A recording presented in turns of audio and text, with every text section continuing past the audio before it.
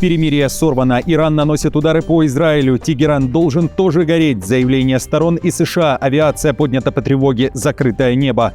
Украина начала масштабное и необъявленное наступление на Крым. Детали операции, в чем суть? Военные попали в окружение, заявление правительства. Россияне зашли в офис президента Украины. Путин обратился к Зеленскому. Киев готов к заморозке линии фронта. Решение принято. Новое интервью, признание во встрече. Зеленский из Лондона впервые раскрывает детали. Армения сделала выбор. Пашиняна поздравляют с победой. Провальный удар американского F-16 военные признали провал. Грандиозный скандал в прямом эфире. Обращение президента сорвано. Обо всем этом в выпуске досмотрите. Друзья, всем привет! Это «Время Прядко». Коротко, четко и по делу о том, о чем говорят в мире. Уже 8 июня на календаре. Друзья, вчера была небольшая ошибка в указании даты на экране при монтаже. Спасибо, что заметили и написали. И спасибо, что со мной. Я начинаю. Иран ударил по Израилю. В Иерусалиме заявляют об ответном ударе и в целом возобновлении войны. Атака произошла вечером 7 июня. Иран выпустил по северу Израиля 4 баллистические ракеты, а потом еще один залп. В Цахал заявили, что ожидают новых ударов. После объявленного в апреле перемирия это первый масштабный удар. Тегеран заявил, что удар стал ответом на обстрел жилого квартала в Бейруте и действия Израиля в Ливане. Израиль обвинили в нарушении режима прекращения огня, ударах по югу Ливана и пригородам Бейрута, а также в применении запрещенных боеприпасов, включая фосфорные снаряды. Иранцы вышли на улицы городов, чтобы отпраздновать эту атаку, а министр национальной безопасности Израиля Итамар Бен-Гвир после атаки написал в соцсетях: «Сегодня ночью Тегеран должен сгореть». Израильские власти уже готовят ответные действия. Ряд Асинт-ресурсов сообщает о переброске в регион американских самолетов-заправщиков, что может указывать на подготовку масштабной авиационной операции. Однако официального подтверждения этой информации пока нет. Ирак при этом закрыл свое небо до 10 июня. Израильские СМИ также утверждают, что Иерусалим добивается согласования с Вашингтоном возможного удара по энергетической инфраструктуре Ирана, а Трамп при этом уже отреагировал на удар и призвал Иран прекратить атаки и вернуться за стол переговоров для подписания сделки. Боевики военные попали в окружение, кольцо сжимается. Израиль готовится к новому этапу операции в Газе. В ближайшее время Цахал намерен установить контроль уже над 70% территории анклава. Об этом заявил премьер-министр Нетаньяху, подчеркнув, что израильская армия сжимает кольцо вокруг Хамас со всех сторон. Тем временем начальник генштаба Цахал, генерал-лейтенант Эаль Замир, подтвердил, отступления не будет. По его словам, армия продолжает усиливать оперативный контроль и последовательно ослаблять силы Хамас. Также Израиль продолжает боевые действия в Ливане. По словам Нетаньяху, Цахал завершает уничтожение террористических деревень, расположенных вплотную к израильской границе. В настоящий момент мы контролируем более 60% территории сектора и вскоре достигнем 70%. Мы не позволяем им ни перевооружаться, ни наносить удары по нам, а также ликвидируем их высокопоставленных командиров. В Ливане наши силы только за последнюю неделю уничтожили 350 террористов. Украина начала масштабное и необъявленное наступление на Крым. И это штурм с воздуха. Киев отказался от идеи крупного наземного наступления образца 2023 года и пытается добиться похожего результата другим способом – через разрушение российской логистики. Основная цель сейчас не прорыв фронта, а постепенная изоляция Крыма и южной группировки российских войск. Об этом пишет The Telegraph, основываясь на данных от официальных лиц Украины и военных. Для этого украинские дроны систематически бьют по трассе Р-280, которая соединяет Ростов-на-Дону с Мариуполем, Мелитополем, Бердянском и Крымом. В Киеве эту стратегию называют логистическим локдауном российской армии. Логика украинского командования выглядит так. Если нельзя перерезать сухопутный коридор танками, как планировалось в 2023 году, его можно попытаться парализовать ударами беспилотников. Параллельно идут атаки на склады, топливную инфраструктуру, ПВО и транспортные маршруты в тылу. Цель и заговор Украины сейчас, говорится в материале, не вернуть территории немедленно, а остановить продвижение России. При этом в материале также упоминают, что пока никакой гарантии успеха нет. Одна из причин провала контрнаступления 2023 года заключалась в том, что о нем слишком широко объявляли. отмечает Уотлинг. Коротко говоря, не стоит ждать, что украинцы заранее объявят о своем следующем ходе. Но пока Зеленский ясно дал понять, беспокоиться о своем выживании должен не он, а сам Путин. В то же время Зеленский, как и анонсировали, и о чем я рассказывал в предыдущих выпусках, вылетел на экстренное заседание в Лондон. Там встречается с Мерцем, Макроном и Киром Стармером, представителями Евротройки. Причина – война, Украина и место Европы за столом переговоров с Россией, а также обсуждение недавних событий, в частности, письма Зеленского Путину. Россияне в офисе президента Украины. Тайные переговоры о мире провалились. Financial Times со ссылкой сразу на 4 источника подтверждает ранее появившуюся информацию. Роман Абрамович, человек сразу с 3 гражданствами – Израиля, Португалии и, главное, России, побывал в резиденции Зеленского. Тема – переговоры с Путиным. Издание пишет, что Зеленский попытался выйти на Путина через российского миллиардера и дал понять, что готов к прямым переговорам с Путиным. В Киеве рассчитывали показать серьезность своих намерений по мирному урегулированию на фоне пробуксовки американских дипломатических усилий и растущей вовлеченности США в ближневосточный кризис. После визита в Киев Абрамович передал Путину послание Зеленского. Выступая на Петербургском международном экономическом форуме, Путин заявил, что не видит смысла в личной встрече с Зеленским, и вы об этом помните. Источники Financial Times утверждают, что Путин в своих кругах заявляет о победе России и возможности добиться своих целей военным путем. Авторы материала также раскрывают детали. Послушайте. По словам одного из людей, близких к Абрамовичу, украинский президент считает, что может решить все с помощью магии своей личной харизмы на встрече лидеров. Абрамович якобы называет стремление Зеленского к личной встрече конкурсом капитанов, отсылкой к КВН, юмористическому шоу, в котором украинский президент участвовал до прихода в политику. Это совершенно не то, на что ведется Путин, и, честно говоря, на Трампа это тоже не действует. Но Зеленский буквально зациклен на этом, сказал собеседник. В Кремле накануне вновь подтвердили, что бизнесмен действительно был в Киеве, но опять же имени по какой-то причине не называют. Помощник Путина Ушаков лишь сказал, далее цитата, «В Киев ездил достаточно крупный бизнесмен, его многие знают». И Зеленский уже подтвердил, он принимал у себя Абрамовича. Признание прозвучало в эфире телеканала Sky News после прилета Зеленского в Лондон вечером 7 июня. Зеленский также заявил, готов к уступкам и готов заморозить линию фронта по текущим позициям сторон, если это позволит быстро остановить войну. В интервью Sky News он назвал такой сценарий самым быстрым путем к миру, однако подчеркнул, что речь идет не о капитуляции и не о признании российских требований. По его словам, фиксация нынешней линии соприкосновения должна стать первым шагом к дальнейшим дипломатическим переговорам. Зеленский также отметил, что прекращение боевых действий позволит спасти жизни мирных жителей и вернуть домой украинских военных. При этом Зеленский вновь заявил, что Донбасс не сдаст. В то же время он уверяет, что это именно Путин обратился к Зеленскому, опять же через Абрамовича, как посредника, и намекает, что инициатором такого визита стала российская сторона. Абрамович приехал в Киев, сказал, «У меня есть прямое послание тебе, и я хочу получить сообщение от тебя и передать его Путину».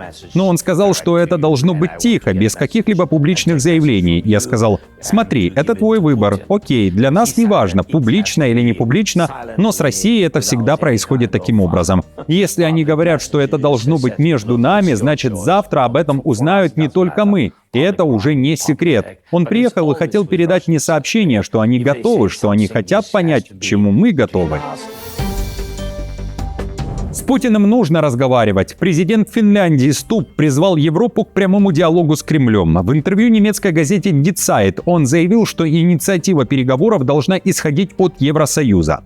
На фоне слухов о том, что именно Стуб может стать посредником ЕС и лично связаться с Путиным, финский лидер дал понять, что не стремится к роли главного переговорщика. По его словам, такие контакты должны вести сначала институты ЕС, затем крупнейшие европейские державы, а помощь из-за кулис возможна, но вопрос не в конкретных личностях. Стуб также признал, что после окончания войны отношения между Россией и странами НАТО уже не будут прежними. Однако полностью избежать контактов не получится. С Россией нужно вести переговоры только тогда, когда она не находится в позиции силы. Делать это нужно совместно с американцами, но одновременно задаваться вопросом, отвечает ли нынешняя внешняя политика США по отношению к России и Украине интересам Европы? Если нет, а в некоторых аспектах это действительно так, тогда нам нужно действовать. Но действовать согласованно. Рекордная явка, аресты, заявления о России и Украине и новый путь Пашиняна. Армения сделала выбор. Парламентские выборы, в которых участвовали 18 политических сил, были одними из важнейших за последние годы из-за стремления Еревана постепенно выйти из зоны влияния России. Об этом пишет западная пресса. В стране накануне даже обсуждали провокационную инсталляцию, окровавленную шахматную фигуру и надпись «Не позволь Путину сделать из Армении пешку». Акцию провели российские оппозиционные активисты. В то же время, по данным Центра избиркома, побеждает партия премьер-министра Никола Пашиняна «Гражданский договор». Его накануне уже начали поздравлять. На втором месте оппозиционный блок «Сильная Армения» российского миллиардера и владельца группы Ташир Самвела Карапетяна. Замыкает тройку лидеров Альянс Армения экс-президента Роберта Кочаряна. Во время голосования и перед выборами поступали сообщения об отдельных нарушениях. Оппозиционные силы заявляли о давлении на своих представителей и кандидатов, в то время как международные наблюдатели фиксировали единичные инциденты. Тем временем армянские исследователи сообщили, что накануне выборов выдали 6 ордеров на арест членов оппозиционной партии «Сильная Армения», обвинив их в подкупе голосов.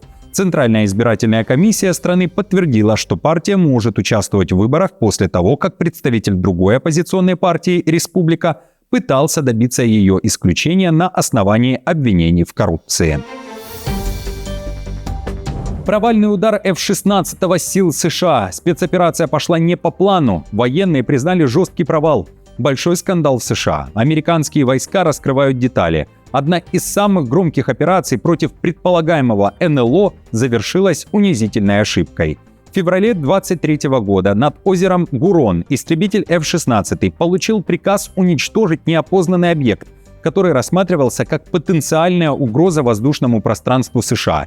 И американские военные силы открыли огонь. Для перехвата была использована ракета класса «Воздух-воздух» стоимостью около $500 000. Однако после удара стало ясно, что объект, уничтоженный американскими военными, оказался исследовательским воздушным шаром бойскаутов. Этот эпизод стал одним из символов нервной реакции американских военных после скандала с китайским разведывательным аэростатом. Как выяснилось позже, дорогостоящая операция над озером Гурон была далеко не единственным случаем, когда за предполагаемые аномальные объекты принимались самые обычные воздушные шары и шарики, пишет издание, цитирую. Как сообщает The Guardian, F-22 ВВС США выпустил ракету за $439 тысяч по исследовательскому шару стоимостью $12, принадлежавшему северо-иллинойской бригаде воздушных шаров с крышками от бутылок. В другом случае американский пилот истребителя сообщил о встрече с НЛО, обладающим стелс-подобными возможностями, и получил разрешение на пуск ракеты, только чтобы уничтожить звездообразный майларовый шарик из Велмарт с надписью «С днем рождения». Послушные и четвероногие. Громкий скандал в Украине. В сети обсуждают кадры, как утверждается, снятые в Одесском СИЗО. Главный участник на видео, предположительно, сотрудник ТЦК, который был отправлен за решетку и там недружественно встречен другими сокамерниками. Звучат фразы «апорт» и «собака» и отношения соответствующие. В Государственной уголовно-исполнительной службе Украины уже заявили, что руководство СИЗО отстранено от выполнения служебных обязанностей, но на период проверки, ведь еще нет экспертного заключения относительно достоверности видео. При этом в ведомстве говорят, что есть факт возможного нарушения прав человека, который находится в СИЗО. Обращение президента сорвано. Им же Трамп устроил истерику и демонстративно прервал интервью. Интервью для программы NBC Meet the Press было записано во время визита Трампа в Висконсин. Беседа проходила в ангаре, где Трамп и ведущая Кристен Уэлкер сидели на фоне трактора, а сама запись несколько раз прерывалась из-за сильного дождя. Диалог перешел на повышенные тона, когда журналистка задала вопрос о заблокированном судом фонде компенсации жертвам политического преследования времен Байдена. Она спросила, будут ли налоговые деньги выплачиваться участникам беспорядков, которые были привлечены к ответственности после нападения на Капитолий 6 января. Раздраженный Трамп ответил, что фонд предназначался для людей, которым, далее цитата, «радикальные левые сумасшедшие, работавшие на администрацию Байдена и сонного Джо, нанесли огромный ущерб». Затем глава Белого дома вновь заговорил о грязных и сфальсифицированных выборах и обвинил Калифорнию в мошенничестве при подсчете голосов. Также он назвал коррумпированными некоторые американские СМИ, а саму ведущую назвал глупой. Послушайте. Ваши выборы коррумпированы. И вы коррумпированы, и Meet the Press коррумпирована, и ABC, и CBS, и CNN тоже. Но, господин президент... Ваша односторонняя коррумпированная сеть. Так что давайте закончим, потому что с меня хватит. Спасибо, дорогая. Хорошего дня. Господин президент, пожалуйста, я проделала весь путь до Висконсина. Я сидел под дождем вместе с вами. То под дождем, то без него целый час. И я уделил вам достаточно времени. Вам следует навести порядок в своей прессе, потому что знаете что? Страна никогда не сможет стать великой с нечестной прессой. Накануне Уэлкер сообщила, что инцидент с Трампом удалось загладить. Журналистка рассказала, что договорилась с американским президентом о еще одном интервью. По ее словам, они оба согласились, что причиной перепалки стал сильный дождь. Удар Эрдогана в спину Путину. Союз Москвы и Анкары, который почти 10 лет держался на сирийской войне, начинает трещать по швам. Пока Россия теряет позиции на Ближнем Востоке, Турция помогает Украине заходить в регион, который еще недавно считался зоной влияния Путина. Об этом пишет Нью-Йорк Таймс, считая, что перелом наступил после падения режима Башара Асада. Россия не смогла спасти своего союзника, а Турция, наоборот, вышла победителем и стала ключевым игроком в Сирии, говорится в материале. Теперь Анкара помогает Киеву укреплять связи в регионе. Пару месяцев назад, напоминает издание, Зеленский впервые посетил Сирию, где вместе с временным лидером страны Ахмедом аш-Шара и главой МИД Турции обсуждал военное и энергетическое сотрудничество. Турция участвует в перестройке сирийской армии, а Украина предлагает свой опыт в производстве оружия и войне дронов. Эрдоган рассматривает усиление роли Украины как дополнение к собственным связям с арабскими монархиями. Для России, которая годами укрепляла свои позиции в регионе, это становится еще одним болезненным ударом. По оценке авторов материала, Анкара все меньше балансирует между Москвой и НАТО и все сильнее играет против Кремля. Друзья, на этом все. Спасибо вам большое за поддержку. Как всегда, напомню, мне будет приятно, если оставите свой лайк, комментарий, сделаете репост и будете искать видео вручную, если его завтра не будет на главной странице YouTube. До встречи!